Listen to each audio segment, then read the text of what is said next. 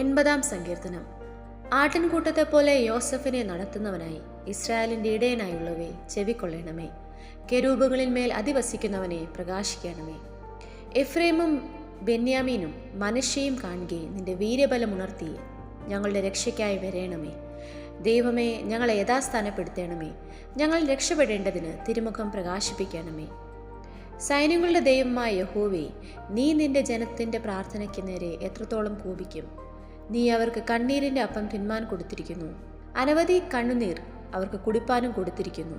നീ ഞങ്ങളെ ഞങ്ങളുടെ അയൽക്കാർക്ക് വഴക്കാക്കി തീർക്കുന്നു, ഞങ്ങളുടെ ശത്രുക്കൾ തമ്മിൽ പറഞ്ഞ് പരിഹസിക്കുന്നു. സൈന്യങ്ങളുടെ ദൈവമേ, ഞങ്ങളെ യഥാസ്ഥാനപ്പെടുത്തണമേ. ഞങ്ങൾ രക്ഷപ്പെടേണ്ടതിന് തിരുമുഖം പ്രകാശിപ്പിക്കണമേ. നീ മിസ്രൈമിൽ നിന്ന് ഒരു മുന്തിരിവള്ളി കൊണ്ടുവന്നു, ജാതികളെ നീക്കിക്കളഞ്ഞ് അതിനെ നട്ടു. നീ അതിന് തടമെടുത്ത് അത് വേരൂന്നി ദേശത്ത് പടർന്നു. അതിൻ്റെ നിഴൽ കൊണ്ട് പർവ്വതങ്ങൾ മൂടിയിരുന്നു. അതിൻ്റെ കൊമ്പുകൾ ദിവ്യദേവദാരുക്കൾ പോലെയുമായിരുന്നു. അത് കൊമ്പുകളെ സമുദ്രം വരെയും ചില്ലികളെ നദി വരെയും നീട്ടിയിരുന്നു. വഴി പോകുന്നവരൊക്കെയും അതിനെ പരപ്പാൻ തക്കവണ്ണം നീ അതിൻ്റെ വേലികളെ പൊളിച്ചു കളഞ്ഞതെന്ത്? കാട്ടുപന്നി അതിനെ മാന്തിക്കളയുന്നു, വയലിലെ മൃഗങ്ങൾ അത് തിന്നുകളയുന്നു. സൈന്യങ്ങളുടെ ദൈവമേ, തിരിഞ്ഞു വരേണമേ.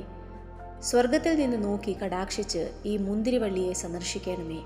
നിന്റെ വലങ്കൈ നട്ടിട്ടുള്ളതിനെയും നീ നിനക്കായി വളർത്തിയ തൈയെയും പാലിക്കണമേ. നീ അതിനെ തീ വെച്ച് ചുടുകയും വെട്ടിക്കളയുകയും ചെയ്തിരിക്കുന്നു. നിന്റെ മുഖത്തിൻ്റെ ഭത്സനത്താൽ അവർ നശിച്ചു പോകുന്നു. നിന്റെ കൈ നിന്റെ വലതുഭാഗത്തെ പുരുഷന്റെ മേൽ നീ നിനക്കായി വളർത്തിയ മനുഷ്യപുത്രന്റെ മേൽ തന്നെ ഇരിക്കട്ടെ. എന്നാൽ ഞങ്ങൾ നിന്നെ വിട്ട് പിന്മാറുകയില്ല. ഞങ്ങളെ ജീവിപ്പിക്കണമേ. എന്നാൽ ഞങ്ങൾ നിന്റെ നാമത്തെ വിളിച്ചപേക്ഷിക്കും.